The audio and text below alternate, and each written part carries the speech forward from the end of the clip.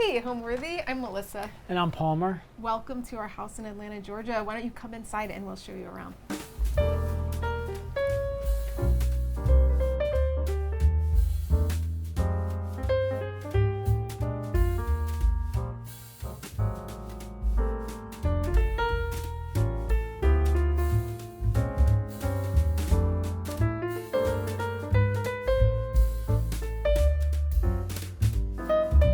Hi, I'm Allison Kenworthy, the founder of Homeworthy, and we're now offering a membership plan that gives our supporters early and exclusive access to new videos.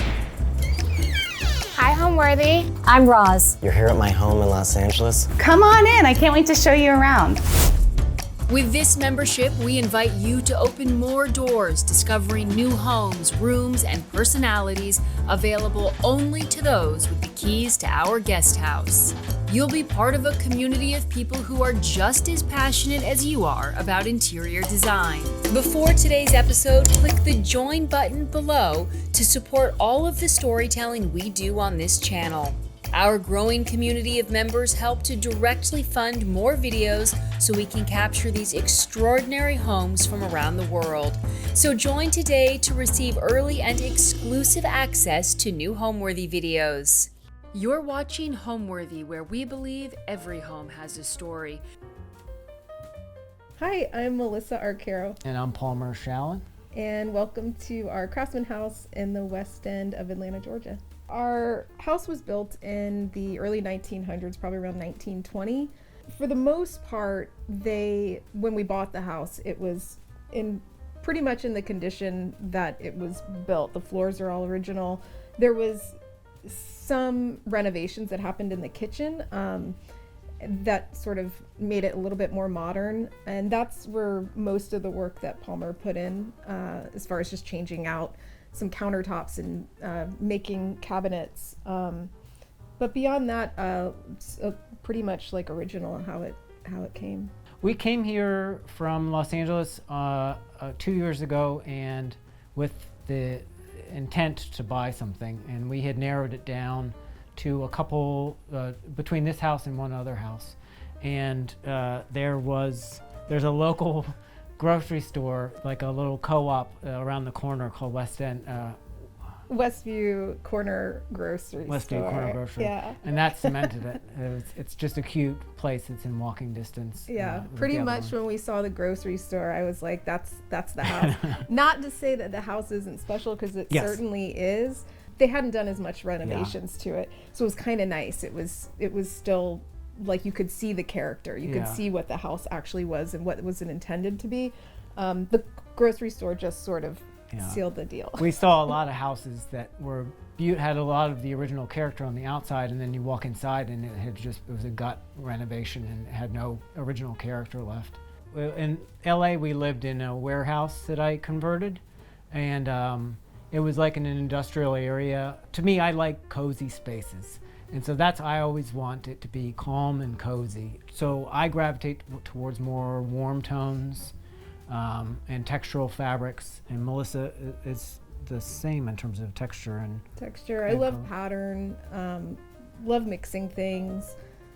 But I think in this space in particular, it was kind of like it led us in a lot of ways. I mean, both of us like earth tones a lot. We love woods, but the space itself sort of was asking for some of it. Mm-hmm. Like it just made sense. So it is our personal style, but it's also what is the style of the house. Because in LA, our house was all metal, and so Palmer was welding all the furniture, and it was a totally different look, but it was also a big industrial warehouse. So woods wouldn't have really made as much sense.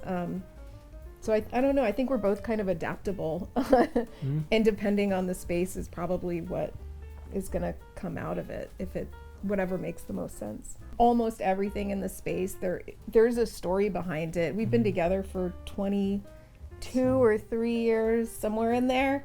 And so we've collected a lot along the way, had a lot of friends who are artists, worked on a lot of projects that have sort of brought different things into our lives. And then, of course, like Palmer builds the majority of the furniture. So you know, we've talked about the wood or the fabric that's going to go into it. So everything's just really personal in the space.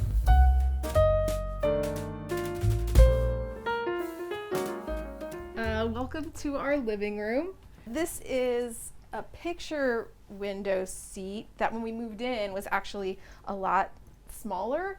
And so one of the things we wanted to do was make it wider. So Palmer built it out a bit so you could sit on it a bit more comfortably. And then underneath, I like being warm as often as possible. So having like blankets within reach was important. So he built all this great storage space so that we can have blankets and then games, because we both love games and I love puzzles a lot.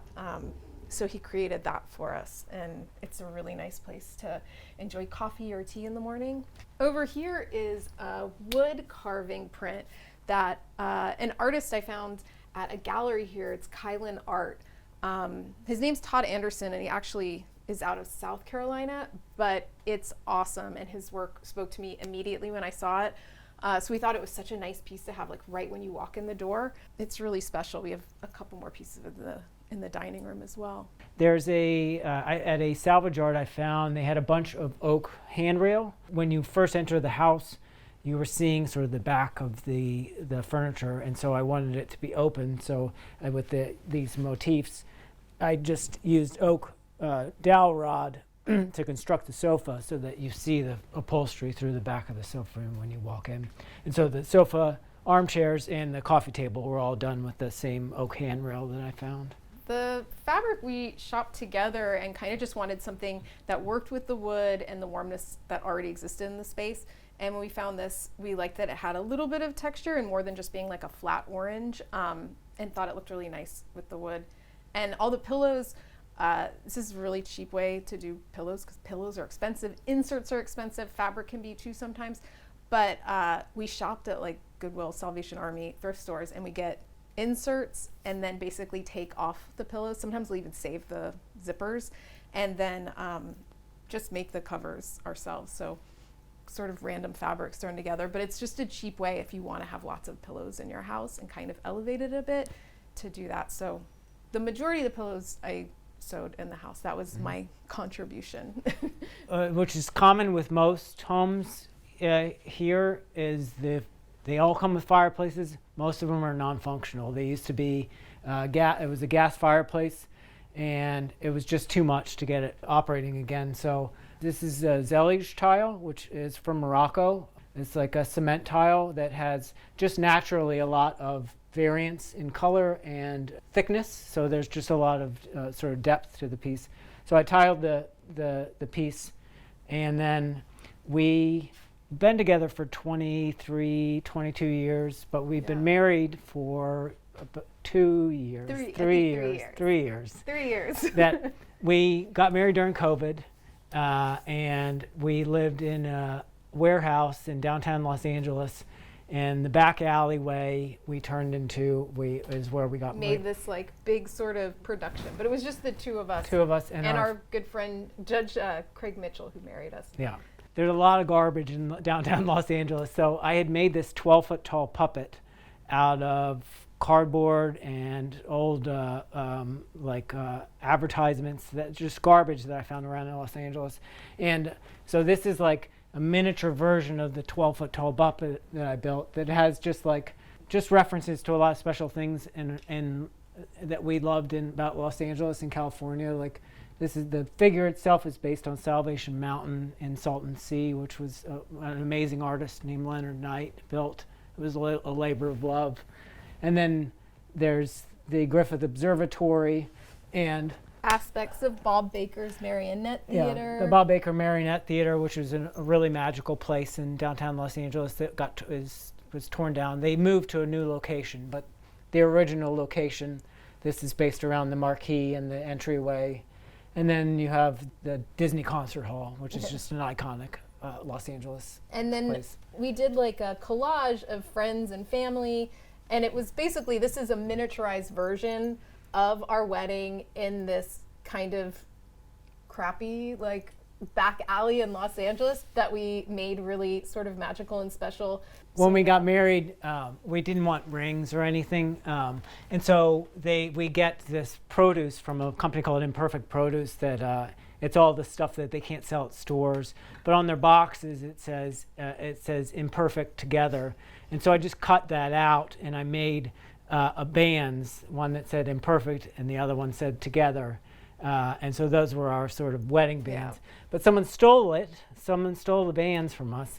And so, and Imperfect wouldn't give us a box to do it. So I had to just cut out cardboard and paint it back in again. So in our love altar, some of it means things because it's really special or personal, and some are just things like the hand. There's actually like quite a few hands around. There's one right at the entrance. There's some on our coffee table, on our dining room table. So hands just seem to play a lot of roles in our space, and even us, like rather than wedding rings, we tattooed our initials. Initials. So that's our business is PSAMA. PSAMA, Palmer Schallon. So we just like hands a lot. This little piece is a piece from Almighty Op, which is a pretty cool puppeteer project out of Los Angeles. It's underground. It's so cool, and they were selling these, and I love them, and I love supporting them, so that just made sense for the love altar. This is a box that we actually got in Atlanta, and it's made out of matchsticks, and then they created a little design that said love, and it was just really neat. We both liked it a lot. Yeah, there's little objects. There's a photo of our wedding. So then there's you can see the puppet in the background. And then to like go even like other layers. So then I make puppets too. So I created a puppet of Melissa and myself in our wedding outfits that are up here, and the judge. So Palmer and I met, we were both studying film and television at SCAD, Savannah College of Art and Design in Savannah.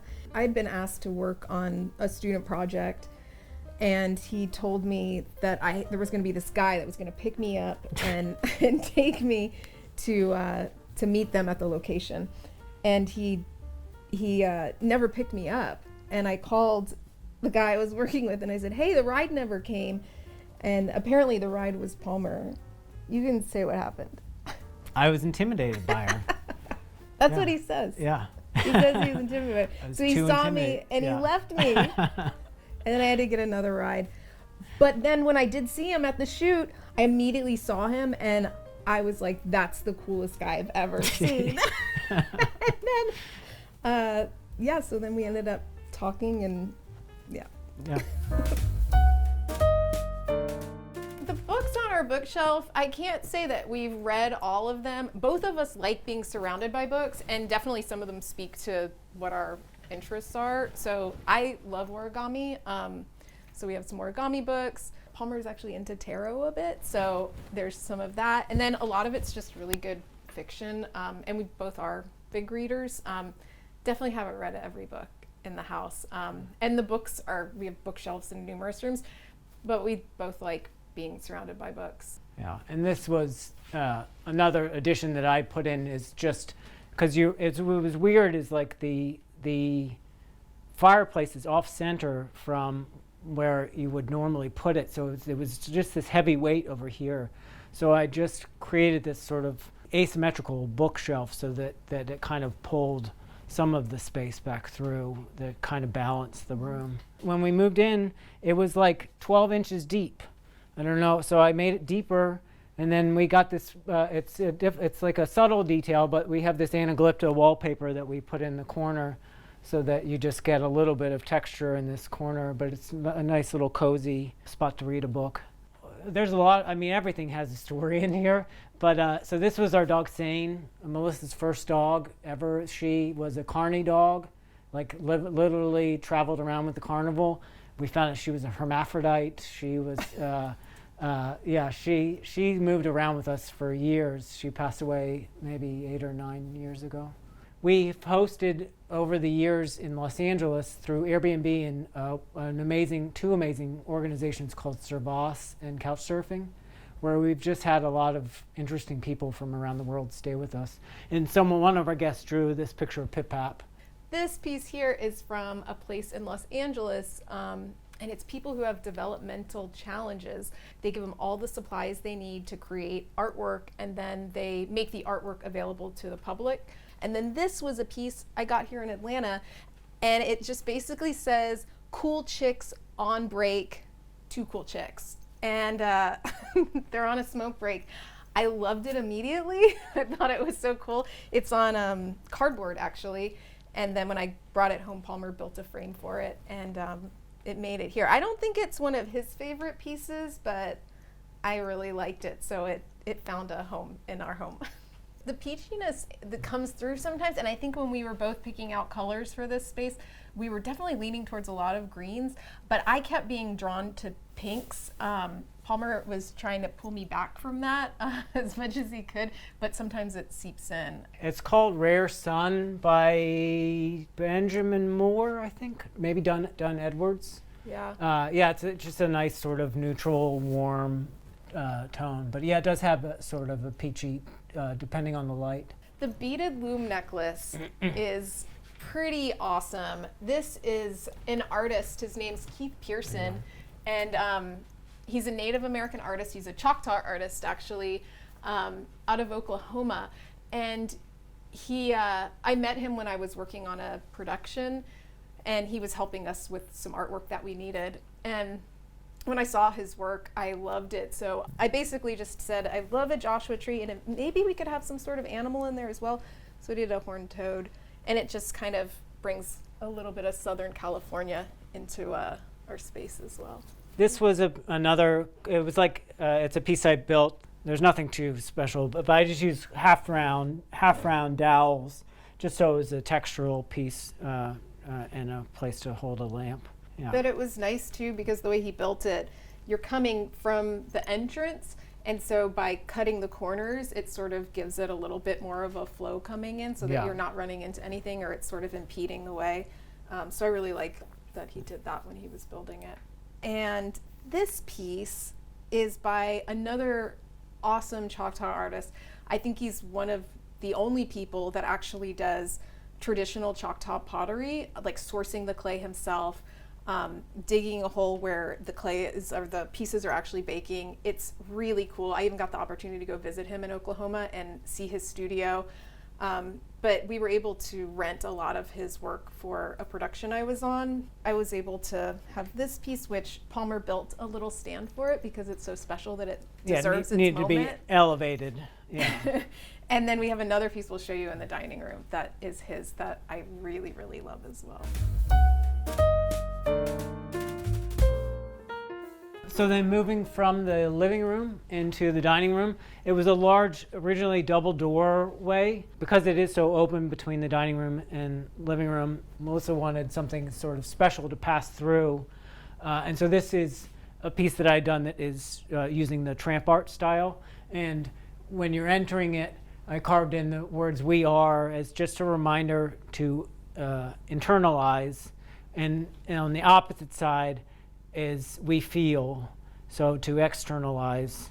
And then we have my astrological sign, and I'm a fire sign ruled by Mars. And then on the back side I have Melissa's astrological sign with she's a water sign ruled by the moon. The archway to the table was, there's a thing called tramp art, and they would take old cigar boxes and they would break the cigar boxes into small pieces, and with a knife you carve notches over and over again, and then you layer up to build a lot of times jewelry boxes or picture frames, small objects. And I had been doing that for the dining room, the passage from the living room to the dining room.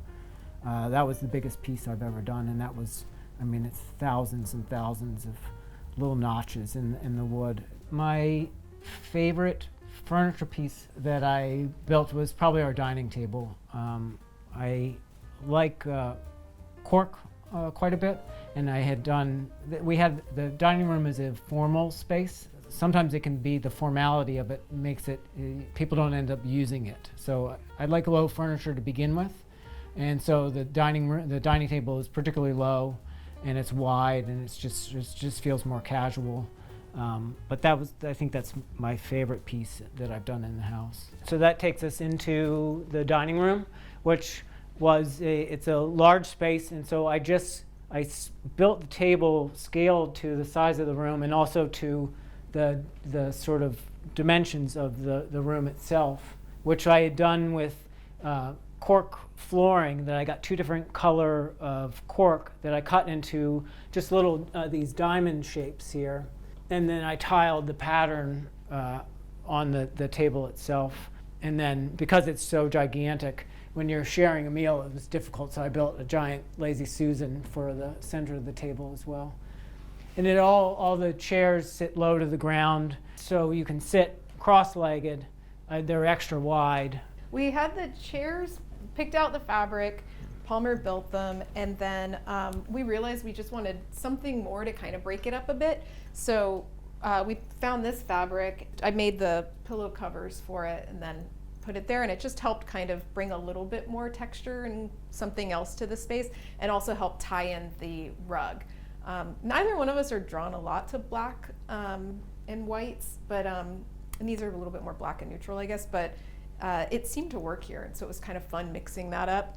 And if you don't know how to make pillow covers, it's YouTube. It's so easy, and it's like such a money saver if you want to save a little bit. It helps a lot. And then on the table, we kind of talked about what we should put on it. I really wanted a bonsai, but inside it's not going to work. So Palmer kind of just put together this little moss covered rock dish, just kind of nice. And then this is another one of my friend Edmund Perkins' pieces, which is a traditional Choctaw style. It's a bat bowl, and the same thing. He, sources the clay himself, and is working in this traditional art form. It's really beautiful. The fact that he's still preserving this is just awesome, and it's got great detail. And so we really liked the idea of getting to put it here in a space where sort of sharing and talking and having fun, hopefully. This was, people ask all the time, like, Palmer, did you make that hand? No, he didn't. I feel like I need to make one. Yeah. We get asked it all the time. Yeah, but no, that was just a find. And yeah, I think in the tiny house we're building, it's seems to be that we're finding a lot of feet. So maybe that's going to be what happens there. It'll figure itself out, I guess, along the way. The wallpaper is from a company called Mind the Gap. I believe they're out of Transylvania. I think it is. It's Transylvania, and they've got really fun designs. Yeah. So much fun wallpaper. Yeah. And in here, we just wanted it to be like sort of grounded and natural. So this is this fun sort of forest scene. This was original detailing within the dining room. I cut out the trim work, wallpapered, and then put in new trim to cap it. And then we took the green that we pulled from this onto the ceiling, and then I went ahead and painted the walls and the ceiling as well to kind of make the space feel sort of cozier. And then because we're so close to our neighbors, looking out the windows was not really a pleasant thing. And so I put up this shoji window film, and then built these grates out of oak. And then at nighttime, I have lights on the back side of the window, so it just they light up with a warm glow in the evening. Yeah, it almost looks like if there was like a red moon rising or setting. Yes. Because the way he has it set up, it sort of has a movement to it, and it's just kind of cool. It's a little dramatic, but there's it. drama in this room, so I just lean into it. And then the last is the sconces. There's an amazing woman named Jamie that she owns the Sound Bath Center in Los Angeles. Just incredible, her and her partner Robert.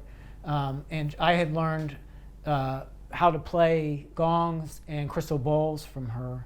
And I had done work on her studio. And so with these sconces, I just had just some small wind gongs that kind of capture the light and reflect it outward. And we shopped and shopped and shopped when we were talking about, we knew we wanted sconces on either side, and we could not find any sconces that either of us could agree on. And so was it you came up with the gong idea, didn't you? Yeah. He came up with the gong idea. Oh, these we got from Etsy. And that was another one. We struggled with the lights in this. Yeah, this one was a hard one. We just couldn't seem to like find the thing that we thought would work. But when we finally saw these and we liked that it was different shapes, it worked. But more than anything, it's like detail is so important. And rather than just having like a cord, Palmer found this great sort of, it's not vintage, but it has a vintage look to it. I had to custom make a canopy for the wiring of it, but yeah, it's lamp chain. There's so little option. It's just like a couple of things, and they're always so boring. And that was one that I found that had some character to it.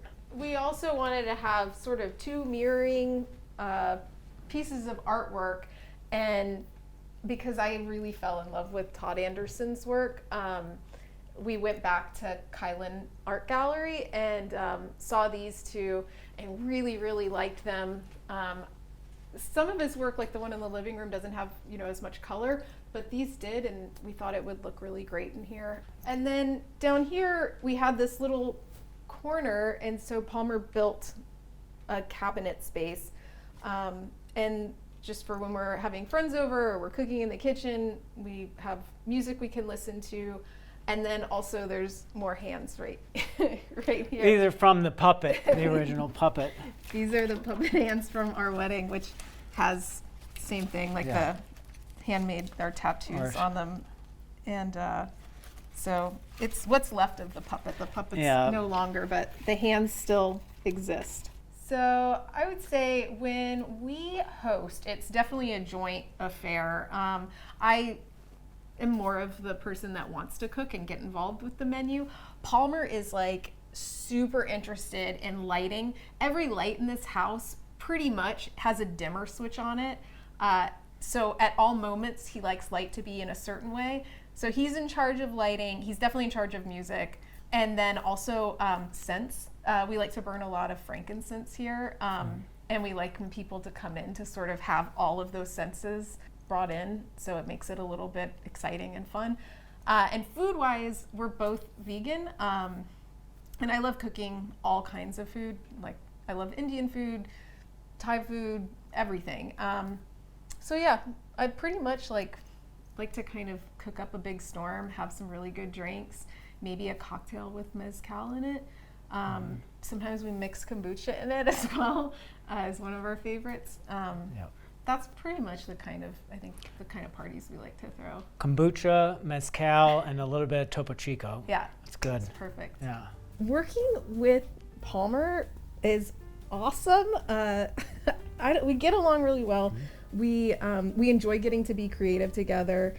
It really works pretty great. He's super easy to be around, and I just trust him so much when it comes to design. So for me, I really love it. I really enjoy getting to work with him. He comes in and I think he really has the vision for what the design is, and then more so like the detail stuff is where I come in. And I love shopping fabric. I love shopping art. And so we kind of just fall into place as far as like where our strengths are. He takes the lead, and for good reason, I think.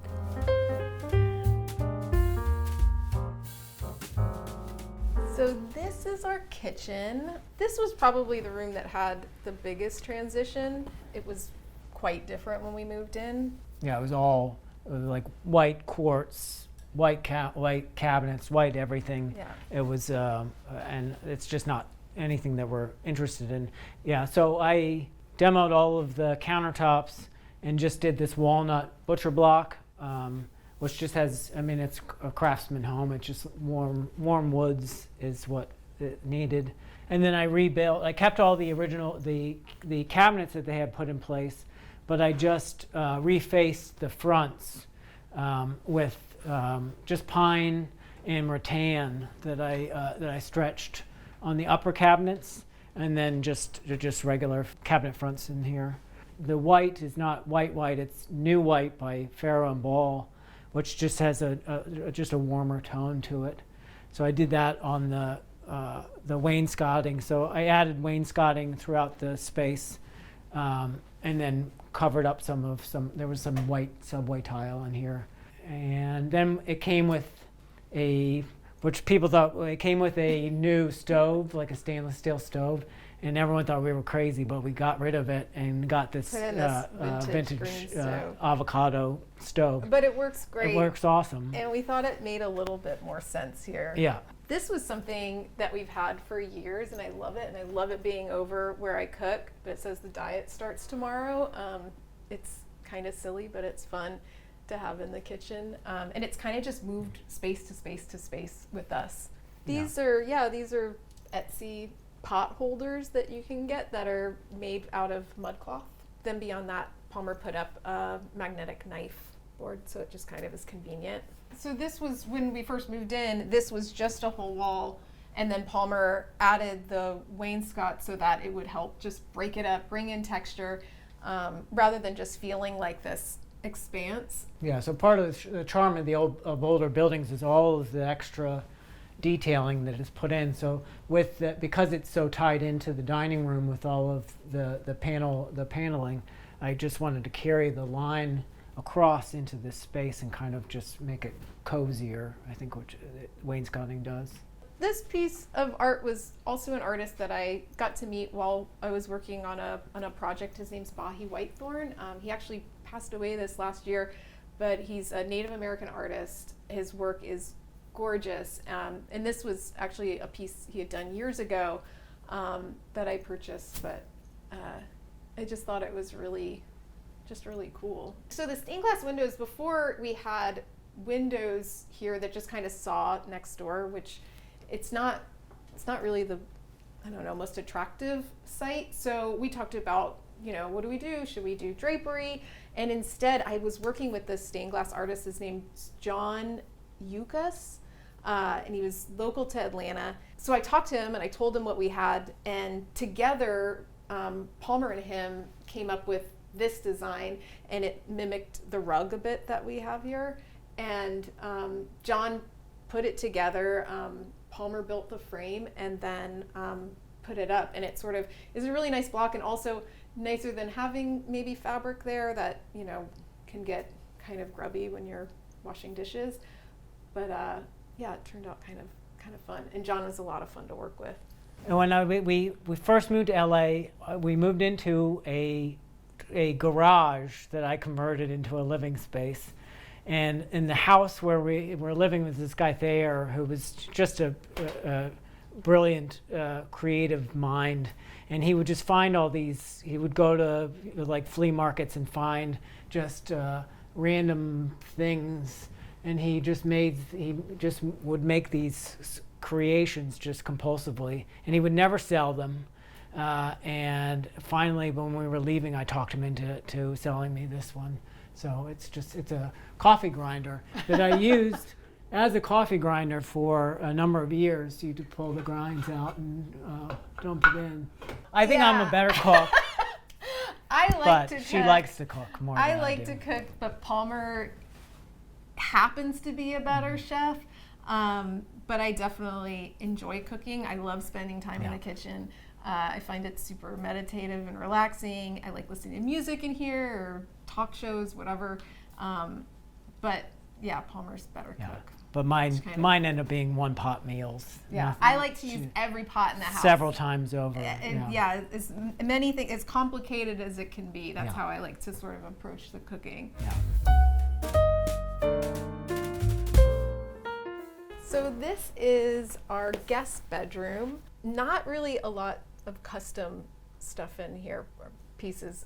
This was kind of the last room, and actually when Palmer was building everything, he didn't have a workshop, and so this room was the workshop, and so it was the last room to get any attention. And so everything here is actually things we purchased besides the floating bookshelves, which kind of mimic the ones in the living room.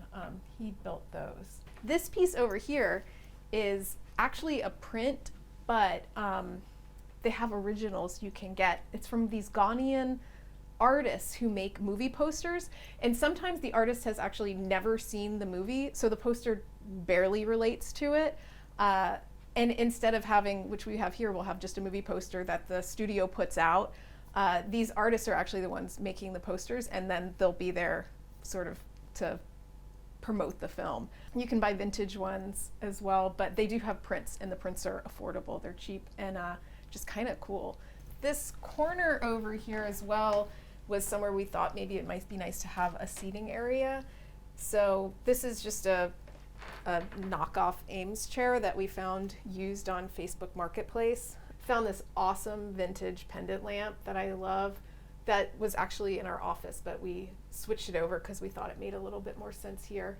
The bed was a bedspread from a Indian company that on Etsy, and they're both, the bedspread in this room and in the primary bedroom are both from the same company. And it's like hand block print bedspread over fabric, so you can see there's a lot of imperfection in it.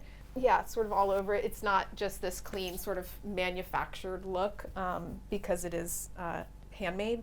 The tapestry above the bed was an Etsy purchase. There was, and I don't recall the name of the artist, they were selling 2 of their pieces. We didn't have an exact place. Initially we thought it would go in the primary bedroom, but it just seemed, it worked so well in this space. And because there's so much wall space just throughout the house, and you're getting art, and it's just art, sort of just that we wanted to mix it up where we could so that it wasn't just you know, paintings or drawings or prints. And so Palmer, yeah, when he found this, we were pretty happy. Yeah. The shelves are kind of jam-packed with all kinds of stories. Definitely like the things that, I don't know, bring joy in life. One of the things both Palmer and I do is distance running. You end up getting lots of medals if you run a lot of races, but I've condensed it to my favorite medals that I've saved. This one in particular is like a piece from the Los Angeles riverbed, and the running group that I run with, Skid Row Running Club, we do a race every year where we run the length of the Los Angeles River. And so Palmer actually made these and was able to source portion of the medal. So even though there's, you know, these medals you get that everybody gets one and they buy it from a company, these handmade medals I love. I think they're just pretty cool. Palmer carved these bookends, so he did some wood carvings and made special bookends for the shelf. And this piece here, it's called Doro Dango, which is a Japanese art form where you take mud or dirt and you form it into a ball and you work it until the ball actually like almost becomes, and all it is dirt and water. It becomes like a mirror. It's beautiful. This is my first attempt at Doro Dango, which I think some people would think is not really worth celebrating because you can see it's not like the sort of perfection that Doro Dango should be. But I love that it was my first attempt, and so we saved it. And the dirt itself is from Bob Baker's Marionette Theater in Los Angeles, the original one that's no longer. Yeah. So we went and sourced dirt there. All right, let's head down the hallway. We can see the primary bedroom. So in the hallway, we tried to do the same thing of bringing textural elements into the space rather than it just being art everywhere. And so I just went on eBay. They were all from different people on eBay. You can tell that a lot of people were working with patterns, but then you just get such variance through the individual hands. So it's just like, it's, I don't know, it's, to me it's a special, and owls are special animals. I think this one is my favorite. The symmetry that they achieved with the knots here is just, I think that one, when I saw that one, I was like, oh, I have to get that one. Again, living in downtown Los Angeles is full of garbage, and so I would walk through the neighborhood and I would pick up pieces of garbage that I found, and I would make sort of these collages of the pieces, which have like, I pulled the glass out of this one, so they have like a textural element to it, and I do sort of graphite rubbings over top of it. So, and I like the fact that it's something that is discarded in an attempt to take what is looked over and make it into something hopefully beautiful. To me, I think what makes a space come alive or gives it a soul is the details. I think it needs that additional layer. Call it like the life layer. Exactly. The life layer comes in and sort of like... Yeah. It feels like people are moving away from minimalism to begin with, the Marie Kondo kind of mentality is like that if it doesn't give you joy, get rid of it. But I think like at the end, there should be a lot of objects around you then, it shouldn't be an empty space. And just going with what feels right and maybe not getting too caught up in sort of what you see out there. Like I love it when I walk into a space and pictures are hung maybe higher or things are just a little off or different or I haven't seen it. I always think that's really neat and somebody hasn't really overly thought it out and it just feels sort of natural and strange and just who they are. I always appreciate that. Well, what inspires me is getting to know people a little bit better. I love that part of the design process because, like I said, for me, it's like more storytelling. I love that sort of like diving deep with people and getting a better understanding of who they are and then sort of like working with elements to see what makes sense. Welcome to our primary bedroom. So this is by far the most minimal space we've ever done. I had found these great panels. They're made out of bamboo fiber and they come in sections. There were two different patterns that were like one has this sort of more rigid human thing and on the opposite side of the room is a more natural pattern like the flower of life and the sort of things that more nature and maybe a more stereotypically feminine energy and a more stereotypically masculine energy and to just have a balance in the middle of the bed being in the balance in the middle of the room.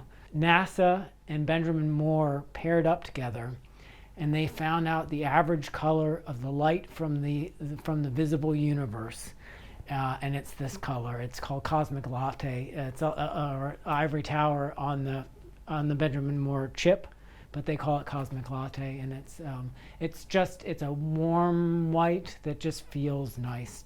Maybe it's all in my head because of this story, but I buy it. Yeah, and then beyond that, I built the bed, which is another one I used paint grade shelving material, which is generally it's all the leftover scrap when they're cutting down boards. And so it's all sort of what is considered to be ugly and to be painted over. It just has a lot of character. And something Palmer's really good at when he's building things is making things kind of functional and convenient, which I love. And so on the beds, he has light switches that control the light above, so you don't have to get out of bed, which is really nice. And then little individual lights on either side, reading lights, along with being able to obviously like plug in your phone or your laptop. The drapes was, it was fabric we shopped locally in Atlanta. And then we worked with a woman who sewed the drapes for us. The pole itself, surprisingly, double rods with a like a decorative wood cover. Yeah, it's really expensive. And we were looking into them and we didn't want to pay it. So Palmer actually built those and it's such a, it's not that exciting, but man, I was so happy that he was able to do that because it saved us a lot of money. With the primary bathroom, because you are seeing it from the bedroom, I wanted to build a vanity that just had some interest that you weren't just looking at the side of a piece of wood. I built a plywood frame for it and then used penny tile to tile sort of a waterfall on this side so you just get it when you're coming in the space. So in the primary bathroom, we were thinking of different things to put on the walls. I am a button collector and have been for a long time, for decades. Palmer built this button board, which is it's a cork backing, but he actually created an image on AI and then put it onto the back of it. And then I just utilize it for my buttons. And just kind of brings a little element of fun, I think, into it. And also, if you're a button collector, you're probably collecting buttons from all over. So there's lots of good memories here. The bathroom had it had a shower, and when we got it, it had another thing that people probably think we're crazy. I took the glass door out and then put up a rod. I just like, you don't have to see it. It's way easier to clean. And it just gives like an added opportunity for Exactly. like more texture, color, and something else in the space Yeah. rather than just sort of glass. Yeah, up here is just a little piece of artwork that we put, which is actually those hand-carved puppets that Palmer made of us. And he had a little picture of it, and so that's us in puppet form. Yeah. And while this is the primary bedroom, this room is for our guests, so that's why there's not a lot of like personal things here. We went to Jordan years ago. We were driving in this nature preserve down to this place where we were camping. Got these blurry shots of her bouncing around in the back of the thing, and I love them. Yeah, that was one of the ones maybe we didn't agree upon, but just Yeah. because I was like, why is it just a picture of me? I feel like it should be a picture of both of us. People are going to stay here and think I put pictures of myself up, but I know he likes it, so he left it.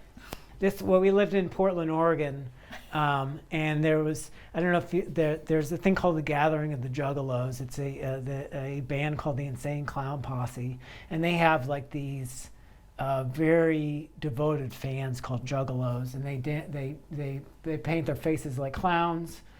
Fago is like a big soda in the Juggalo community, and this Portland artist had done these series of sort of formal portraits of Juggalos, and I got these for Melissa's birthday one year. But just on the record, we are not Juggalos. Not Juggalos. We have never been to the Gathering. Never been to the Gathering. Just really like the subculture. So this is our front porch. Palmer built all the furniture that came in here, and then we just shopped a lot of different fabrics and wanted to mix and match and get sort of upholstered cushions and some fun pillows and just a nice spot to hang out. And sort of the house is up a little bit, so it's really nice. You can kind of just see the street, and it's a nice place to have a drink or eat a meal. So the sort of design motif on the back of these very heavy chairs is just the same material I used for the railing itself. So it just kind of picks up all along the edge. And then these lights I built just out of cedar that are just nice warm lanterns for the evening. And sort of just mimic as well the same sort of patterns behind the chair, so it all sort of ties together. This stands up pretty well in the weather. It was another just like wall that sort of just felt like it needed something. It's tough. It's like it's Georgia, and so the summertime can be a little gross. We have a nice ceiling fan, but the mosquitoes can get pretty rough. Yeah. So, and right now it's coming from California, it's chilly for us. But yeah, when the weather is nice, we love getting to enjoy time out here. It's really nice. Melissa wanted like a really special entrance. Yeah. So I do love the front door too. Yeah.